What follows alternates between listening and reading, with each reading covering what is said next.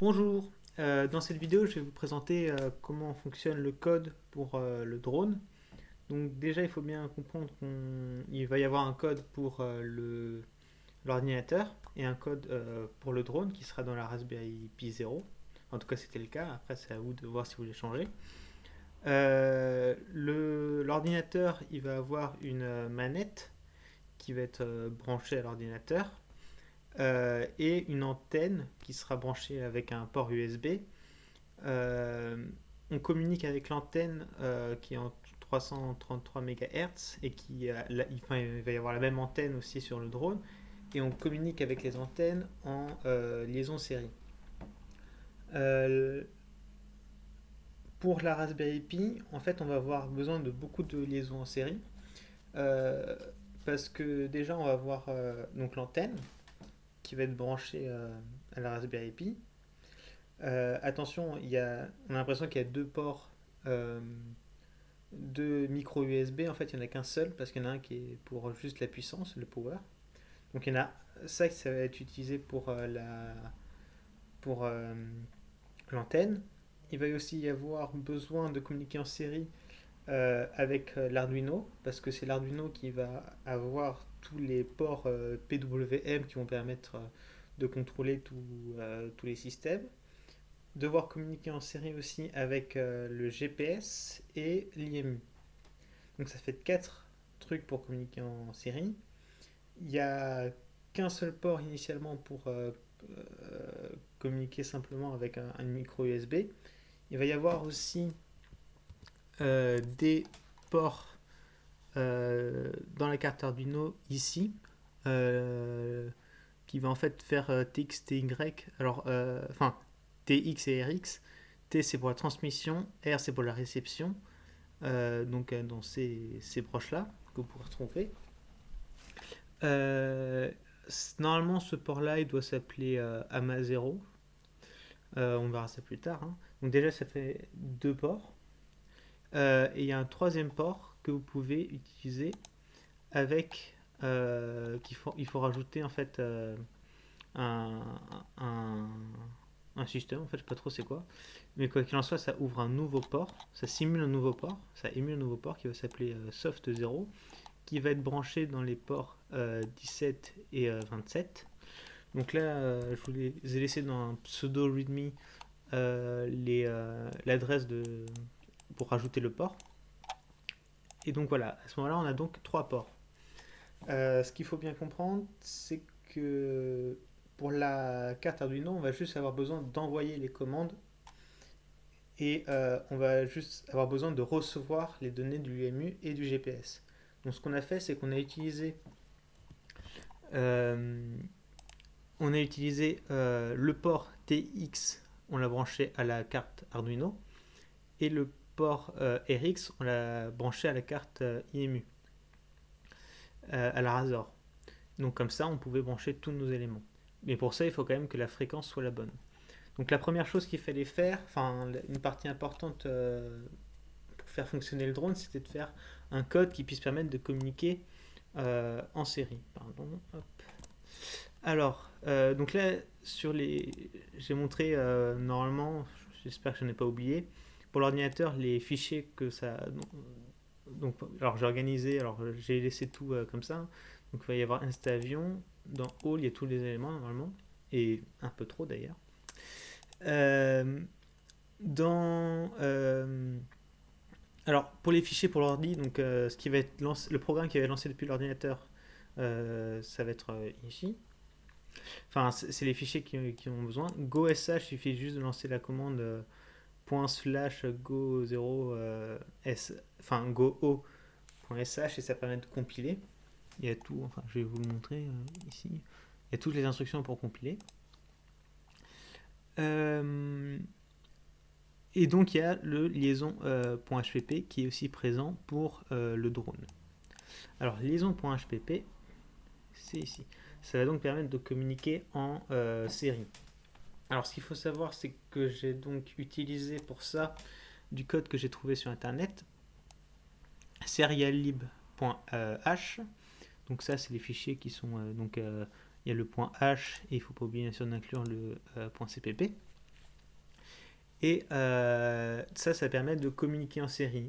Le problème, c'est que il fallait aussi, pour communiquer à travers l'antenne, il fallait mettre en place un protocole pour comprendre, pour identifier les paquets. Initialement, on avait rajouté une caméra, et donc l'objectif était de transmettre avec une caméra, et à ce moment-là, on envoie des fichiers qui sont binaires.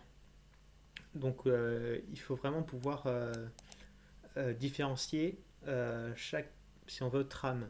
Par exemple, sur les capteurs, vous pouvez voir que qui est envoyé, ce sont des données sous forme de caractères ASCII. Et donc, quand on a un retour à la ligne, on sait qu'on a une nouvelle trame, une nouvelle donnée, quoi. Ce qui n'est pas le cas si on peut pas le faire si on envoie par exemple une vidéo. Alors finalement, on n'a pas utilisé enfin, une fois que ça marchait, c'était pas assez fiable pour utiliser la vidéo, donc on l'a enlevé. Euh, Même si vous pourrez la rajouter si vous voulez.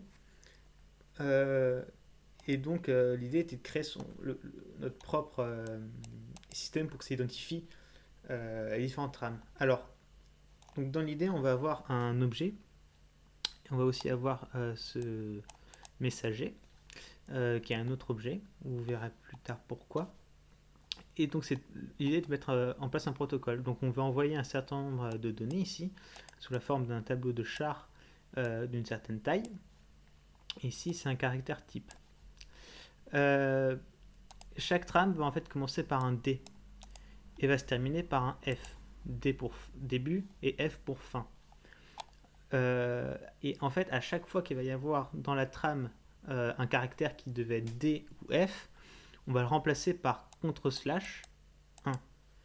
Si c'est un F, contre/slash 2. Si c'est juste un contre/slash de base, on va remettre un contre/slash pour dire que c'était bien censé être un contre/slash. Et ça va nous permettre de pouvoir identifier le début et la fin d'une trame. Ensuite, si le type est différent de n, n pour non, ce sera le premier élément de la trame. Ça permettra de dire quel type de trame c'est. Si par exemple c'est censé être une vidéo, si c'est une commande, si c'est autre chose, on pourra l'identifier comme ça. Si c'est n, ce sera non, il n'y aura pas. Par contre, il faut éviter que le type ce soit un D, enfin un D ou un F, ou un contre/slash, sinon ça risque de poser problème. Voilà. Donc ça c'est le protocole donc, qui va permettre d'envoyer et de recevoir. Quand on va l'utiliser par exemple dans main, donc ça c'est un code qui marche relativement bien. Il va permettre de pouvoir communiquer de l'ordinateur à la Raspberry Pi, mais il va aussi permettre de communiquer pour la Raspberry Pi avec la carte Arduino. On a aussi mis ce protocole parce qu'il y avait encore besoin d'identifier de former ça sous forme de trame pour éviter des bugs. Et s'il y a un problème dans la transmission, normalement ça peut permettre de gérer un peu plus ces erreurs, de fermer les yeux sur les trucs qui posent problème et ensuite de continuer. En théorie. Mais pour l'instant ça marchait plutôt bien. Dans Ordi, dans drone, main drone pour drone, voilà comment ça fonctionne. Alors la première liaison ici, c'est commu. Tac. On va l'appeler commu, c'est pour la communication entre donc l'ordinateur et la Raspberry Pi.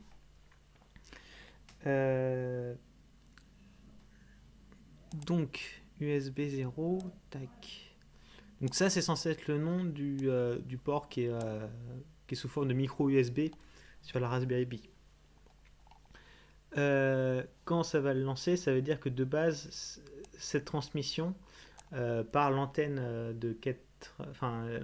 l'antenne de 433 MHz, le baud rate de transmission est à cette fréquence. Mais ça, vous pouvez en soi le changer sur la carte 433. Il faut chercher sur internet le nom et vous trouvez un programme sous Windows qui permet de changer si vous avez besoin. Ensuite, il y a un bool capteur false. On verra ça tout de suite après. Donc ça, c'est le premier truc qui a été fait. C'était vraiment pour transmettre entre les deux. Ensuite, on a rajouté Arduino, et lien GPS. Sachant, je rappelle que la carte Arduino, on envoie les données dans la carte Arduino, par contre on reçoit les données de l'IMU. Et c'est pour ça qu'on a mis true ici, c'est pour dire que c'est un capteur. Là on a précisé les fréquences qui ne sont pas les mêmes, les baud rates.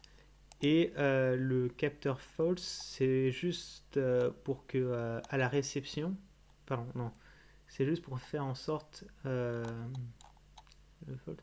qu'en fait ça ne va pas, comment dire, ça va pas tout le temps attendre. Enfin, c'est pas ça qui va faire. Ah, pardon. Qui va faire. Comment expliquer? Ça va être pour pour l'Arduino et pour le GPS. On va juste recevoir des données et il va pas y avoir en fait toute la partie tout le protocole que j'ai mis en place pour communiquer, puisque c'est vraiment les données de base. Et donc, tac.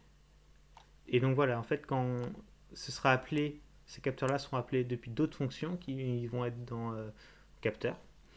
Et là, justement, comme je disais, la séparation, elle se fait par le retour à la ligne. Quand il y a un retour à la ligne, on sait que c'est une nouvelle trame d'information. Et donc, puisqu'on n'a pas puisqu'on dit que c'est un capteur, enfin, si ce n'est pas un capteur, on lance le truc qui va recevoir et interpréter la trame, alors que sinon, on laissera l'objet capteur lire ligne par ligne en appelant cette fonction lecture. Si on veut l'utiliser ensuite, tout ça, il faut inclure l'objet messager. Donc, si on veut juste envoyer des données, donc on crée notre objet, ici, on crée notre objet, et ensuite il suffirait juste d'envoyer quelque chose avec send, le type, les données et la taille. Si par contre on veut recevoir des données, en réalité, donc c'est ce que j'avais fait ici, ce thread qui va être lancé, si ce n'est pas un capteur, il va toujours travailler en boucle.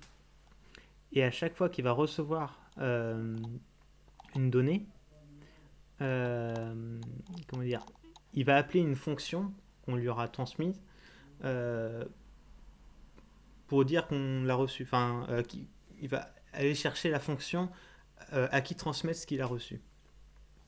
On peut en C++ transmettre un objet une fonction sans problème. Le problème ici, c'est que par rapport à ce que je voulais utiliser moi, je voulais plutôt envoyer une méthode, donc c'est-à-dire une fonction dans un objet. Et ça, c'est un peu plus compliqué. Il faut à la fois envoyer l'objet et la fonction. Je ne sais pas trop faire. Alors ce que j'ai fait, c'est que j'ai créé un objet qui s'appelle messager, enfin une classe qui s'appelle messager. Donc l'objet dans lequel je vais vouloir recevoir les informations, je vais le faire hériter de messager. Et ça, virtual récepteur, c'est une fonction qui est juste virtuelle, mais c'est-à-dire que quand comment dire, que Liaison va connaître ce messager, il va savoir que cette fonction existe. Donc quand je vais créer l'objet qui va recevoir l'information, je vais recréer cette fonction récepteur et celle-ci va remplacer celle-ci. Et c'est dans cette fonction que je vais pouvoir interpréter. Dans cet exemple, on voit que c'est la fonction qui va recevoir. Donc là, on est dans. Enfin, je vais expliquer plus tard. C'est la fonction qui va recevoir l'information et qui va le retransmettre à la carte Arduino pour activer les différentes le moteur et les différents servomoteurs. Donc cet objet, c'est transfert, on l'appelait trans, et on va lui transmettre l'objet liaison, enfin l'objet Arduino, c'est comme ça qu'il va pouvoir l'appeler.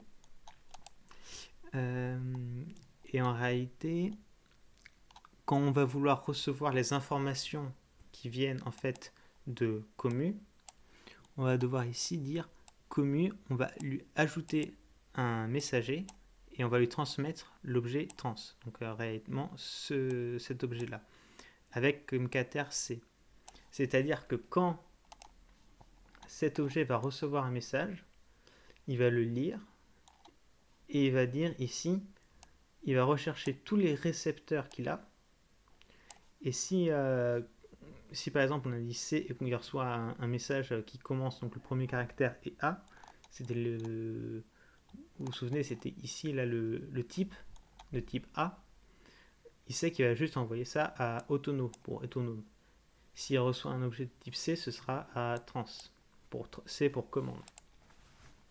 Et donc c'est comme ça qu'on reçoit les informations. Tac, alors ça c'est un truc qui sert à rien, c'est juste pour attendre que... Parce que tout va être à l'intérieur en fait, avec des threads. Tac, tac, tac. Donc en fait les ondes normalement marchent relativement bien, si vous voyez comment bien l'utiliser.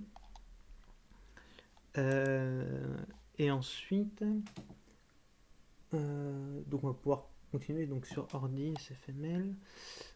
Alors sur l'ordi, par exemple, c'est relativement simple. Relativement simple, oui. Donc on va créer un objet liaison qui va communiquer donc à un USB 0, par exemple. Et en fait, alors là, j'ai rajouté tout un élément de vidéo si on recevait l'image, mais finalement, on n'envoie plus l'image, donc en fait, ça va juste faire une fenêtre noire. Ça sert pas à... Donc, ça sert pas à grand chose, il y a beaucoup de trucs qui servent pas à grand chose. Par contre, c'est quand même bien d'avoir Windows ici. Enfin, une Windows, parce que ça permet, je crois, d'actualiser les joysticks, ou non, peut-être juste joystick update. Alors, j'utilise pour ça en fait une bibliothèque qui s'appelle SFML. Alors là, c'est pour le joystick, là, je parle. SFML, tac. Donc, c'est une librairie en C++. En plus, on a des informations en français et qui peut nous permettre de gérer par exemple les joysticks. Et donc, c'est là où j'ai eu les différentes informations. Ce qui nous intéresse ici, c'est juste qu'on va avoir donc l'objet commu et on va appeler la fonction send. C'est-à-dire qu'à chaque itération, donc là ça doit faire dans les 60 Hz à peu près, au pifomètre, on va envoyer les informations. Donc ça va être ici. Dans commu, avec le caractère C pour commande, on va envoyer les données. Et sachant qu'il y en a 7 pour 7 octets. Ici, il va y avoir en réalité 6, même si le data 5 a été enlevé. Ouais, c'est con. Enfin, bref, il va y avoir 6. Non, il doit y avoir 6 données qui vont être envoyées parce qu'il va y avoir 6 ports au niveau de la carte Arduino initialement, sauf qu'en fait il y en avait 2 qui ne marchaient pas. Donc on a fait en sorte que les moteurs soient sur le même port et que les droite-gauche soient aussi sur le même port. Donc c'est pour ça que là maintenant ça marche avec... en fait ça marche en réalité qu'avec 5. Ça c'est dédoublé mais ça sert à rien. Mais ça c'est parce que les ports ne marchaient pas. Donc peut-être que vous pouvez changer ça après. Et le dernier octet est en fait un octet de vérification pour voir s'il n'y a pas eu de problème en fait. Et donc ça permet à chaque fois d'envoyer simplement les données. Il y a un autre élément qui permet de communiquer des informations juste caractère par caractère. Ça c'est pour en fait lancer le système autonome, qui ne marche pas, mais lancer le système autonome. Le A c'était pour autonome, pour lancer le système autonome. M c'est pour redevenir manuel. Je crois que ça ne marchait pas, c'est bien de le savoir. I c'est pour avoir des informations sur ce qui se passe actuellement. Et R c'est pour dire le point de référence GPS, parce qu'en fait il y avait des choses à faire, à tourner en rond autour d'un point GPS et à une certaine attitude qui est relative à son point de référence. Tac, tac, tac. Et avec I, ça peut être pas mal d'avoir les informations pour savoir si en fait le GPS et l'IMU sont bien fonctionnels. Tac, tac, tac. Donc voilà. Donc le communique qui doit être lancé à partir d'un fed, voilà. Donc il va tourner en parallèle de ça, quoi, sans l'impacter. Donc ensuite, donc le drone, c'est un peu plus compliqué. Le liaison, ça va pas être communiqué. Donc ça sert pas à grand. Enfin, normalement ça fonctionne, le liaison. Donc je vais pas vous détailler le code ligne par ligne, mais normalement ça fonctionne. Euh, pour le drone, donc la logique elle est où? Elle est ici. Vous allez avoir donc le main qui va être lancé et qui va préparer tous les trucs. Ça, on voit qu'en fait ici ça a arrêté de réfléchir ici parce que tout va se faire dans les différents objets, dans ces trois objets-là.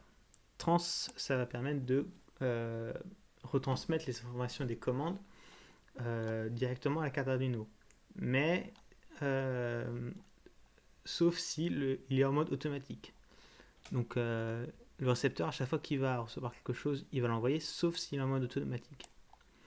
Mode automatique qui ici en fait est géré par un booléen qui va être transmis à autonome. Donc quand le système autonome va s'activer, il va dire, il va mettre le booléen à true, à mon avis, oui, true. Donc lui, il va arrêter d'envoyer ces informations. Il va toujours les recevoir, mais il ne va pas les envoyer. Ça, c'est un système de sécurité. Normalement, je ne sais pas s'il est très fonctionnel. En fait, je ne sais pas si ce système de sécurité est fonctionnel en mode, comment dire, en mode autonome. Par contre, il fonctionne en mode manuel. Et donc, si au bout de 1,5 secondes, il reçoit plus d'informations de la part de la radio, il sait qu'il y a un problème et donc il stoppe les moteurs. Donc ça va se cracher, mais de manière neutre. Ça va pas se cracher en mettant les moteurs au maximum, quoi. Donc Arduino, tac, c'est les liaisons qui sont donc Arduino et GPS, et tout ça va être géré par le capteur. Le capteur, tac tac tac, il est où? Le capteur, il va tout simplement se charger de récolter les différentes informations venant des différents, des deux capteurs, quoi. Il va pouvoir indiquer aussi ce qu'il a reçu, afficher des beaux trucs pour dire si c'est activé ou pas activé. Alors là, il ne le fera pas hein, parce que je désactive ça quand je le lance pour de vrai. Que dire dessus? En théorie, il est fonctionnel. Normalement, il doit avoir donc, des informations qui vont pouvoir être transmises ici. Donc le GPS, il me semble que ça va l'envoyer en radian à vérifier. Et l'altitude en mètres. Ici, ça va être Euler, ça va être aussi en radian. Oméga en radian par seconde. À noter que j'utilise comme objet vecteur 3. Alors vecteur 3, c'est un truc que j'avais programmé avant. C'est un vecteur ici. Vous avez les informations dans vecteur.h et vecteur.cpp. Normalement, ça fait le taf. Il y a d'autres systèmes qui permettent d'avoir des vecteurs en C++. Je ne sais plus comment ça s'appelle. Ça avait un nom. Eigen. Mais c'était très lourd et en fait ça attaquait beaucoup quand il fallait compiler. Ça prenait énormément de temps et il me semble que même en termes de mémoire, il fallait rajouter du swap pour que ça puisse compiler, quoi. Donc c'est un peu problématique, c'est pour ça que que j'ai mis mes propres systèmes de vecteurs. Donc c'est juste vraiment un vecteur 3, tout banal. Mais donc voilà, c'est un objet spécifique. Tac tac tac. Donc alors les threads GPS c'est thread in. Ce qu'il va faire c'est ici. Ça c'est pour le thread GPS normalement. Donc c'est-à-dire qu'il va se lancer aussi en parallèle de tous. Et ce qu'il va faire c'est tout le temps ici, tac. Voilà, ici. Taille est égale ici. Il va recevoir les informations parce que donc c'est un capteur. Donc dans capteur, liaison.h, c'est ce que j'avais montré tout à l'heure. On va juste aller récupérer ça. Donc à chaque nouvelle ligne, parce qu'en fait ça va envoyer les informations sous la forme d'informations genre 100 en ASCII, donc caractère 1, 0, 0, et à la fin ça mettra retour à la ligne. Donc ça va recevoir ça. Tac. Et ça va l'interpréter. Donc ça va déjà séparer ça en à chaque fois qu'il va y avoir, bon, je sais plus trop comment ça fonctionne, une virgule ou un égal, vous pourrez voir sur à quoi ressemblent les données, vous verrez que ça correspond à ça. Et donc ici, ça va interpréter tout ça. Alors ST, voilà. Donc, ça fait beaucoup expliquer. Et la même chose pour le GPS. Donc là, c'était pour l'IMU. Et bien sûr, le tout adapté donc au fait que ici ce soit le GPS. Alors, ce qui est intéressant de noter, c'est que j'ai dit moi que le nord, ce serait quand on va vers le nord, c'est en X positif. Quand on va vers l'ouest, c'est en Y positif. Et quand on va vers le haut, c'est en Z positif. Voilà. C'est comme ça que je me suis repéré. Tac, avec des mutex de sécurité quand même. Et ici des sécurités aussi, M-Active GPS, qui va tomber à true si le GPS est actif. Et ça permet de faire des sécurités qui sont vérifiées avant de lancer le mode automatique. Parce que si ça lance le mode automatique alors qu'il n'y a pas de l'IMU ou le GPS qui est activé, ça va faire n'importe quoi. Alors ça fait n'importe quoi, certes, mais voilà, vous voyez l'idée. Tac, tac, tac. Donc ça, c'était pour les capteurs, donc qui vont permettre de retourner ces informations-là. Informations qui seront lues par le système autonome qui est dans Auto. Lui, il va recevoir ces informations dont on parlait là, AMIR, qui va dire si on active le mode automatique, si on se remet en mode manuel, même si ça il me semble que ça ne marchait pas. Si on veut juste avoir des informations, ça va juste renvoyer quelques petites informations pour dire si c'est par exemple la référence est valide, si on a une référence, si on peut lancer en fait le mode autonome vis-à-vis des sécurités dont je parlais précédemment, ainsi que le point GPS où ça se repère. Ça c'est pour les informations. Et ici c'est R pour dire que par exemple si le GPS etc sont activés, on va le poser à un endroit, R ce sera le centre de notre trajectoire. Tac tac tac. Et donc une fois que ce sera lancé,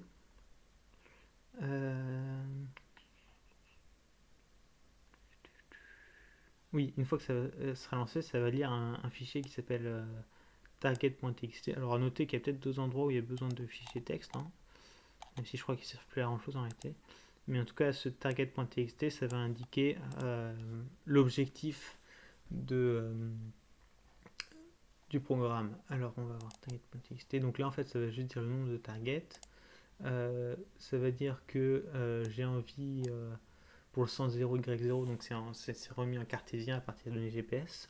On veut faire un cercle de rayon 30 mètres, à une hauteur de 20 mètres, à une puissance, bon là c'était 0 par sécurité, mais sinon c'est 1 pour le maximum, un temps de 30 secondes, puis une fois que les 30 secondes sont passées, on passe à la deuxième ligne, etc. etc. Et ça va nous permettre donc d'envoyer à tourne, qui va se charger de faire une sorte de régulateur, mais ça marche pas. En tout cas, ça marchait quand on était au sol, ça avait l'air d'indiquer les bonnes données, mais quand on l'a lancé, ça n'a pas fonctionné. On n'a pas eu le temps de savoir pourquoi. On n'a pas logué les données. On pourrait rajouter un système pour loguer les données. Voilà, voilà. Tac. Et bah, c'est à peu près tout, je pense. Donc si vous reprenez ça l'année prochaine, bah, n'hésitez pas aussi à poser des questions parce que je sais que c'est pas forcément super, tout est pas forcément super clair. Donc voilà, moi c'est Johan Gouré et vous pouvez chercher, enfin vous verrez tous les noms qui étaient sur ce projet, leur demander de l'aide. Pour la partie informatique, c'est plus moi qui ai codé certaines parties. Enfin, en tout cas, je sais m'y repérer plus, donc n'hésitez pas à me demander. Voilà.